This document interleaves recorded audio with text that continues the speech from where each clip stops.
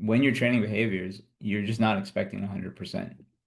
People relapse. Some Oh yeah. people, and think about the starting point. A lot of times when you think about people who start business, there's so many different personalities and things. It's not like it's all one type of personality. There's so many different people out there, and maybe certain people gravitate towards certain industries or certain roles within a company, but they're all over the place. And I feel like, part of psychological safety too is that sometimes you have to, find a way to deal with the people who can't apply psychological safety ideas, right?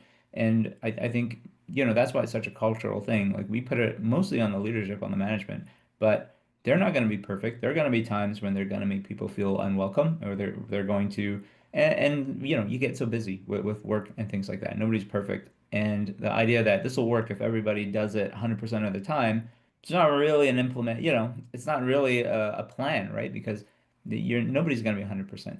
And I feel like this is about getting a competitive advantage. I feel like it's about the numbers. I feel like it's about the bottom line. And I do feel like some of these lessons go beyond, you know, go beyond business, and then maybe it's about how you manage other relationships and things like that.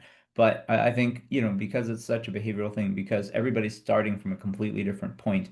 Either you're starting your business from a completely different point or industry, or you as a person have a different attitude or personality, which, also huge, huge, huge range. So some people are just going to make have an easier time adapting to creating a psychologically safe environment, and some people won't. And so that's why you need the whole organization. It can't just be put on everybody to be perfect all the time.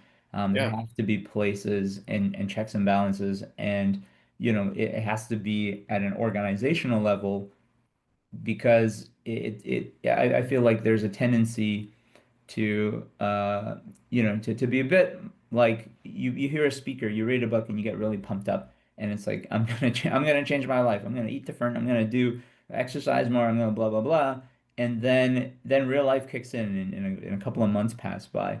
Yeah. Did you follow it 100%? You have to have an organization where there's enough people trying, where even if you just improve by 5%, that the whole organization changed by 5%, and you're set up for the whole organization to change and improve. And I think that's a big part of it.